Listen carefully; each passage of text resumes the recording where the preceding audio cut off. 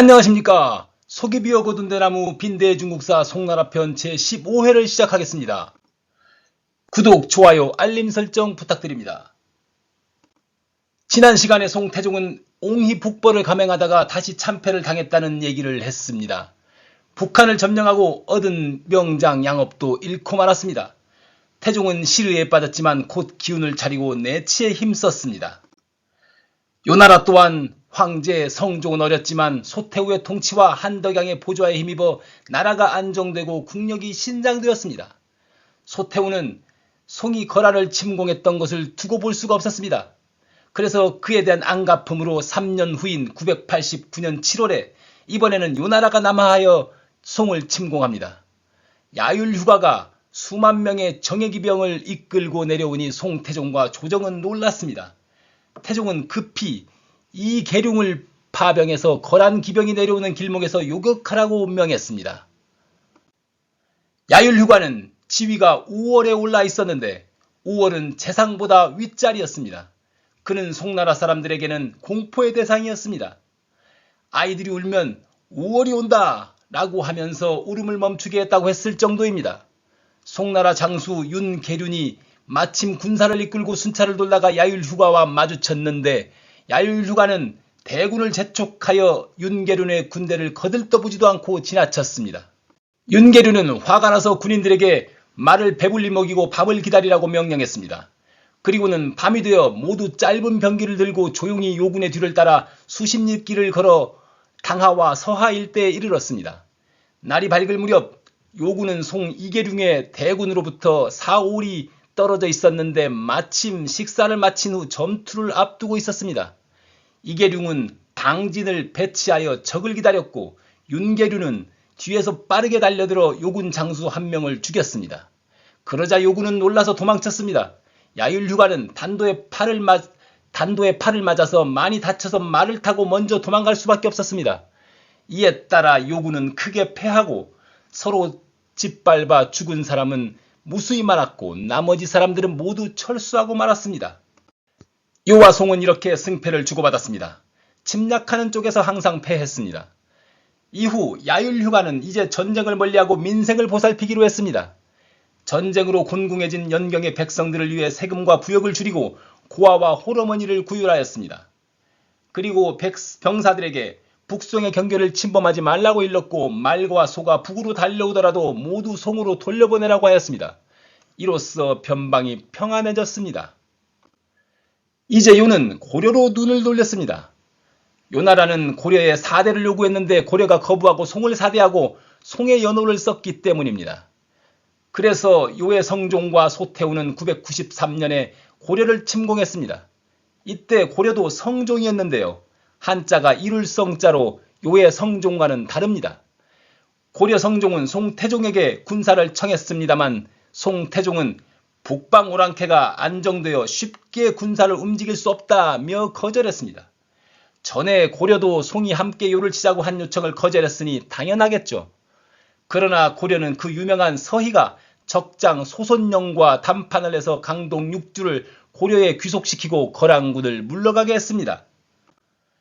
강동 육주는 압록강 동쪽으로 청천강과의 사이에 있는 흥화진, 용주, 칠주, 통주, 관주, 귀주를 말합니다. 대신 고려는 요에게 칭신하고 요의 연호를 사용하게 되었습니다. 고려는 이후에 다시 송의 연호를 사용하고 송에게 함께 요를 정벌하자고 제안했으나 송은 군사를 움직이지 않았습니다. 그래서 고려는 바로 요의 연호로 돌아갔다가 약 70년이 지난 1071년 신종 때에 이르러서야 송의 연호를 쓰게 됩니다. 송과 요의 국경은 평온해졌지만 송의 서북쪽에서는 당항족의 이계천이 여전히 말썽이었습니다. 이계천이 거란에게 귀부하고 정난군 절도사로 임명되었다고 지난 시간에 얘기했었습니다. 이계천이 자꾸 소요를 일으키자 조보가 태종에게 계책을 올렸습니다. 송에 귀부한 이계봉을 하주자사금 겸 정난군 절도사로 임명해서 형제끼리 싸움을 붙이자는 것이었습니다. 태종은 그 계책을 따라서 이계봉을 하주로 이동시켰습니다. 그러면서 국성인 조성을 하사하고 이름을 조보충으로 개명해 주었습니다. 이렇게 해서 한 곳에 두 나라에서 임명한 두 명의 절도사가 있게 되었습니다. 988년이었습니다. 그런데 이 형제는 서로 갈등 관계에 있었지만 강하게 싸우지는 않았습니다. 서로 적당히 싸우는 척만 하고 각자의 종주국에 서로 이겼다고 보고를 하고 상을 받는 게 일이었습니다. 그러다가 이계봉이 송태종에게 이계천이 송에 귀순하기로 했다고 거짓 보고를 냈습니다. 이계봉이 또 태종의 환심을 사고 상을 타내려고 했던 것입니다. 태종은 그 말을 믿고 이계천에게 은주좌사를 제수했습니다. 그러나 이계천은 은주좌사직을 거부했습니다. 그러자 이계봉이 이계천을 공격해서 이계천이 화살을 맞고 퇴각합니다. 이계천이 부상에서 회복되자 복수하려고 하주에 있던 이계봉을 공격해서 크게 이겼습니다. 이렇게 둘의 싸움은 이제 진짜 싸움이 되었습니다. 이계천은 자신이 하주에서 승리한 것을 요에 보고하고 요를 섬기겠다고 했습니다. 그래서 요는 이계천에게 공주 한 명을 시집보내고 또 그를 하국왕으로 봉해주었습니다. 이듬해 991년에 이계천은 다시 하주를 공격하고 은주와 수주를 점령했습니다. 송나라가 파병을 하니까 이계천은 다시 송나라에 귀부하겠다고 청해왔습니다. 송초종은 어쩔 수 없이 그에게 은주관찰사 직함을 수여하고 조복일이라는 성명을 하사해주며 달랬습니다. 그러나 이계천은 곧 다시 요나라에 붙었고 요나라 군대와 연합해서 송나라 서북 변경을 여러 차례 습격했습니다. 이런 일이 반복되니 송조정은 아주 골치가 아팠습니다. 그래서 994년에 명장 이계룡을 보내 진압하고자 했습니다. 이계룡은 이름이 이계천, 이계봉과 비슷하지만 당항인이 아니라 완전한 한인입니다. 이계룡이 오자 이계천은 또 송에 귀부한다고 하였습니다. 그러나 이계룡은 이계천의 귀순이 거짓임을 알고 이계봉 또한 이계천과 함께 협잡을 일삼았음을 파악하였습니다. 그래서 먼저 이계봉을 잡아 계봉으로 압송했습니다. 그런 다음 이계천을 포위하고 진압작전을 시행했습니다. 그러나 이계천은 미꾸라지 같은 유격전법으로 포위망을 빠져나가고 말았습니다.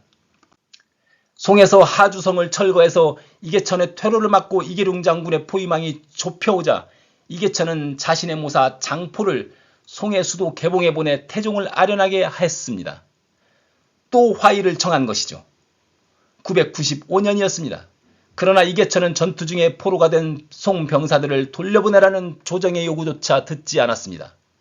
이계천은 송과 우호관계를 맺지 않겠다고 거란과 약조를 했던 것이죠. 그리고는 996년에 이계천은 철거된 하주성 대신 영주성을 차지하려고 공격했습니다. 태종은 영주성의 방비를 강화하도록 지시하고 군대를 파병하면서 장수에게 세 갈래로 나눠서 진군하고 운반 인부를 포함해서 모든 병사들에게 화살을 지급하라고 명령했습니다. 하지만 그 장수는 태종의 지시를 따르지 않고 이계천 군대를 얕잡아보고 한꺼번에 진군하였습니다. 결국 이계천은 매복에 걸려 송해 군대가 괴멸되고 말았습니다. 태종은 다시 이계룡을 급히 파견했습니다. 그러나 이계룡도 오로에 군이 모두 합류하기 전에 이계천의 근거지를 공격하다가 이계천을 패퇴시키지 못하고 이계천의 사기만 돋워주고 말았습니다. 변경에서 이계천이 소란을 피우고 있을 때 촉당, 즉 사천 지역에서도 난이 발생했습니다. 촉은 물산이 풍요로운 지역이었는데 송조종은 이 촉당의 물자들을 수탈해서 계봉으로 가져왔습니다. 북벌을 위한 전쟁 비용으로 쓰기 위해서였습니다. 그래서 사천의 농민들은 더욱 가난해지고 관료, 호족, 사원이 토지를 겸병하였습니다. 게다가 이 시기에 사천 지역에 천재지변도 자주 일어났습니다.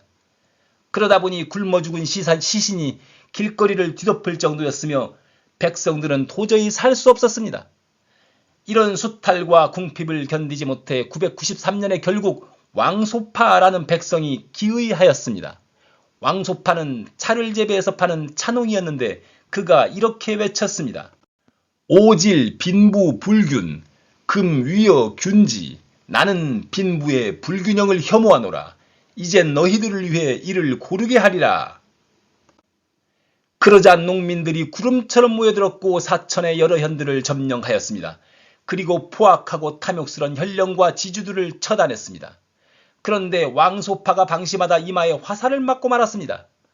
화살을 맞고서도 계속 싸워서 관군을 격파하고 강원현을 점령했습니다. 그러나 왕소파는 그 부상으로 죽고 말았습니다. 왕소파의 뒤를 이어 그의 처남인 이순이 수장으로 추대되었습니다. 이순은 맹렬한 기세로 또 여러 지역을 점령해 나갔습니다. 병력은 수만 명으로 불었습니다. 994년에는 성도 청두까지 함락해서 이순은 이곳에서 대촉의 건국을 선포하고 왕으로 즉위했습니다. 994년은 갑오년이었습니다. 말하자면 갑오농민봉기였습니다. 900년 후 조선에서도 갑오농민전쟁이 일어나죠. 태종은 환관 왕계은을 서천 초안사로 삼아 군대를 이끌고 와서 이들을 토벌하게 했습니다. 왕계은은 태조가 갑작스럽게 승하했을 때 아들 조덕방을 불러오지 않고 조광의에게로 가서 불러왔던 그 환관입니다. 왕계은의 군대는 성도성을 맹렬히 공격해서 점령했습니다. 그 과정에서 봉기군 3만 명을 죽였으며 이순도 전사했습니다. 이때가 5월이었는데 대촉의 장군 장여가 자녀 부대를 이끌고 여전히 여러 주현을 점령하며 위세를 떨쳤습니다. 그러나 이듬해 995년 2월이 되어 봉기군은 패배를 당하고 장여 또한 붙잡혀 처형됨으로써 왕소파 이순의 농민반란은 막을 내렸습니다. 태종은 이렇게 촉지역의 농민반란은 진압했지만 줄기차게 송의 서북 병경을 괴롭히는 이계철을 붙잡지 못하고 997년에 눈을 감고 말았습니다. 과거 고량하 전투에서 입은 허벅지 부상이 재발하고 또 과로에 지쳤던 것이 원인이었습니다. 태종은 형을 독살하고 황희를 찬탈했다는 누명을 벗고 형 못지않은 명군이라는 인정을 받고 싶다는 일종의 강박관념을 평생 가지고 살았던 것으로 보입니다. 그는 전쟁면에서는 그리 성공적인 군주가 아니었습니다만 참으로 부지런히 노력하는 황제였습니다. 그래서 태조의 정책을 이어받아 행정제도를 정비했으며 문치주의를 더욱 크게 일으키고 과거제를 더욱 확대했습니다. 태종 즉위 이듬해 977년에만 과거로 선발한 인원이 무려 500명이 넘었습니다. 태조 때에는 한 번에 20명도 뽑지 않던 것이 태종 때에는 수백 명을 뽑았습니다. 이는 관료제를 더욱 정착시키는 역할을 했습니다. 그런데 한편으로는 용관, 롱관을 양산하는 결과가 된 측면도 있습니다. 용관이란 쓸데없이 많은 관료라는 뜻입니다. 이는 송대의 고질적인 병폐가 되기도 합니다. 송은 역대 왕조들 중에서 관료의 수가 가장 많고 관료의 독봉도 가장 높은 왕조였습니다. 송이 돈이 많은 나라였기 때문이기도 하지만 역으로 이는 국가 재정에 대한 압박으로 작용하기도 했습니다. 용관과 함께 용병, 롱빙, 용비, 롱페이를 송의 삼용의 병폐라고 합니다. 병사의 수가 과도하고 행정 비용의 지출이 너무 많았다는 것이죠. 태종은 또 즉위 초부터 곧바로 대규모 편찬 사업을 벌였습니다. 태종은 독서광이었습니다. 정무를 보는 와중에도 전대의 사설을 꾸준히 읽고 그 안에서 나라의 흥망과 정치의 치란에 대한 교훈을 얻고자 했습니다.